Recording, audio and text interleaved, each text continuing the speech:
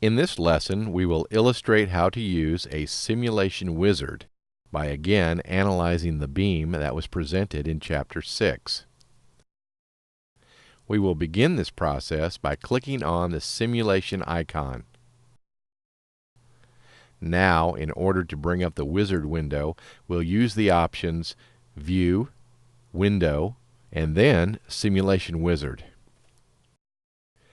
In the wizard window, we will now click on Insert Stress Analysis.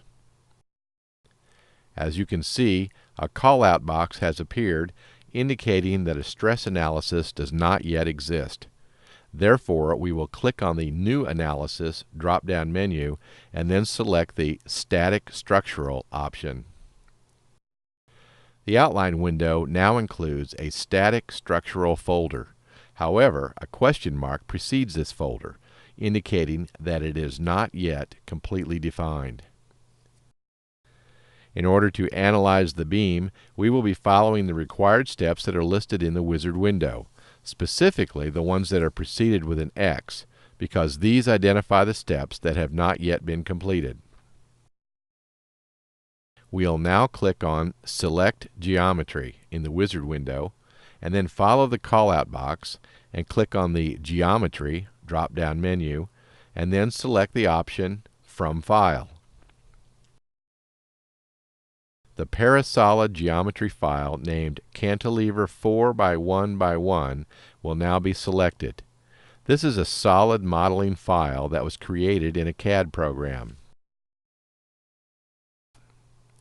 We now need to insert structural loads, so we will select that item in the wizard window, followed by clicking on the Loads drop-down menu, and then select the option Force. We'll now rotate the beam so that the Z-axis is vertical, and then make sure that the Face option is selected in the toolbar, and then click on the front face of the beam where the load is to be applied. Now, in the Details window, we will change the way in which the force is defined by selecting Components and then entering a value of -500 for the Z component. To complete the definition of the force, we'll now click on the Apply button. The next step, as we can see in the wizard window, is to insert supports, so we'll click on that item, followed by clicking on the Supports drop-down menu, and then select the option Fixed Support. We will now rotate the beam and then click on the opposite end of the beam, followed by clicking on the Apply button in the Details window.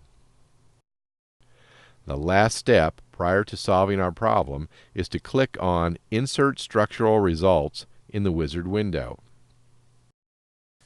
As you can see, the call-out box suggests that we add tools or results or probes. For our case, we will select the results option Deformation, followed by the option Directional. Since our load is applied in the Z direction, we will now change the orientation in the Details window to correspond with the Z axis. And then, in order to view stress results, we'll click on the Stress drop-down menu and select Normal, followed by changing the orientation in the Details window to the Y axis. As you can now see in the wizard window, the next step is to solve the problem, which we will begin to do by selecting this option, followed by clicking on the Solve button. We can now view our results, as we did in the previous chapter, by selecting either the Normal Stress option or the Directional Deformation option in the outline window.